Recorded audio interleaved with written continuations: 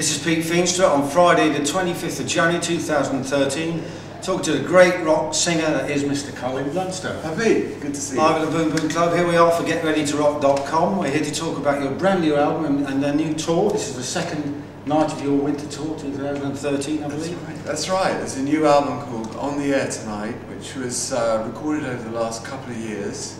I was recorded with John Sweet in his studio down on the south coast, and I'm now with my touring band, and we're promoting the new album On the Air Tonight.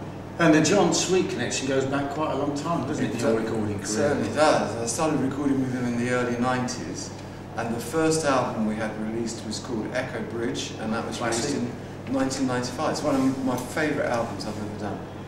And apart from the fact that, of course, everybody knows you because of the Zombies and your work with Alan Parsons and your solo career as such, this being your 11th album, I should say, as well. I know, yes. Apart from that, what this album highlights to me is that you're a great interpreter of song. Is that something you've always been aware of? I suppose you are aware of that. Well, I do. I hope I am. I mean, I do. I work at it. You know, I always try and analyse a song, and especially if I'm working with Rod Argent, but even on my own solo stuff, I think phrasing is very, very important, and I do really try and get inside a song.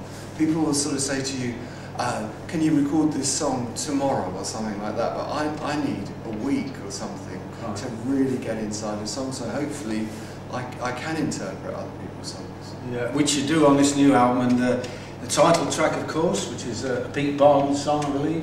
It is. It was originally recorded by Willie Finlayson, a great singer in Scotland. In the mid-80s. And I was a big mate of Pete Barden's and actually worked with him in a band called Keats. And I always remember this song, and I store up certain songs through the years, and I think one day I'd like to have a go at that. And this was the album where we decided to have a go. And it came out really, really well. And then there's another interesting story there with you covering Duncan Brown's Wild Places. Yeah, Duncan's an old mate of mine. We worked together over the years, and at one time we actually shared a flat in London. And he's a wonderful classical guitar player, and he taught me so much about playing guitar and writing songs.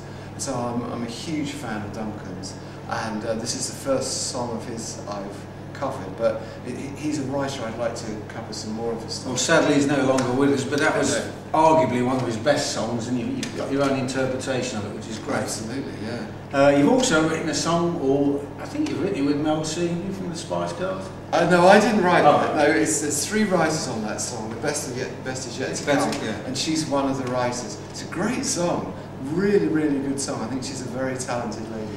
So when you come, as you say, you've been working on this album for quite a while. When you grab together all these songs, how do you make them coherent? Is it all down to the way you attack them as a vocalist? I think that if you've got the same singer singing the songs, and you've got mostly the same players playing it, it does start to get a natural identity. The rest of it really is down to the producer. Yeah. John Sweet's a fine producer, and he manages to pull everything together, because the basic tracks were recorded in different parts of the country, and some of them were recorded with different musicians, although the vast majority has been recorded with my touring band, who I'm playing with here tonight. Can we tell everybody who's in the band? Yeah, in my touring band, it's Pete Billington on keyboards, Alex Meadows on bass, Pat Illingworth on drums, and Tom Toomey on guitars. So the final question leading from that really is, you've been with that band quite a little while now. When you started out, for example, recording these songs, do they end up differently by the time you record them because you're working with a tour band or with a band that you know than when you first started?